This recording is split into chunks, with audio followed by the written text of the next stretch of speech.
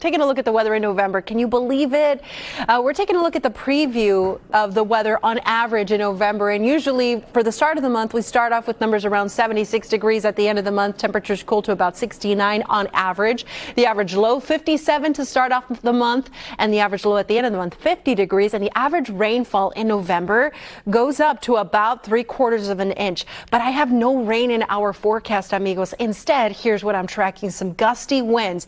We're feeling them this morning, and then again by the middle of the week we're going to get another round. So that's going to keep fire danger elevated because we have this windy weather plus very dry conditions. As far as the temperatures go, those are going to stay cooler than normal for Kike, so he could show off.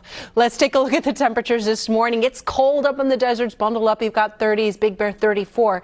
And if you take a closer look, the spots where we have the milder conditions, the 60s, is actually where we have those strong winds. So in the Inland Empire, San Bernardino, Riverside, but wind-sheltered locations off the path of that wind tunnel, it's cold. Hemet, Temecula, 39, 43 degrees, 50s around the basin, 60s in Vine Nuys and over in Thousand Oaks, and in Santa Clarita starting off with 58 degrees. Afternoon temperatures under sunny skies and great air quality. That is the silver lining of these winds, is that it's blowing out any particulates and really creating these crystal clear conditions. Highs are going to be in the 70s, 60s in the deserts, and bigger 48 degrees. So let me show you the weather setup. Right now, Southern California is caught right between these two pressure systems. Low pressure to our east, high pressure to the west. There's going to be another area of low pressure that's going to slide into the Four Corners on Wednesday and Thursday, and the pressure gradients between these two systems is going to be even tighter. That's the reason why that second round of wind later this week is expected to be even stronger and possibly more damaging.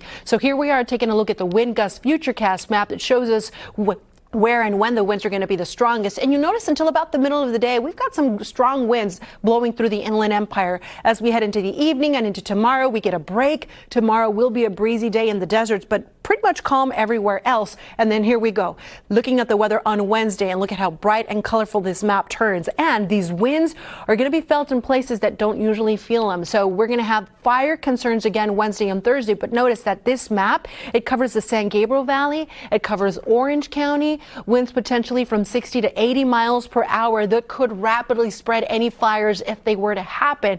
This will also cause some blowing dust, possibly some tree damage, some power outages, and it could cause some issues for you if you are driving around, especially high-profile vehicles. So maybe you want to adjust your travel plans Wednesday into Thursday. Here's your 7-day forecast.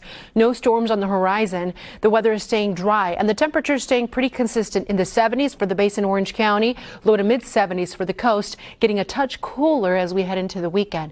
The weather in the valleys and Inland Empire, windy today, calmer tomorrow for Election Day, and Wednesday and Thursday the winds ramp up again with numbers in the mid-70s. The forecast for the high desert, breezy tomorrow, windier on Wednesday, the low desert 80s today and tomorrow, then 70s, and finally in the mountains, cold during the morning, cool during the afternoon, plenty of sunshine and stronger winds for the middle of the week.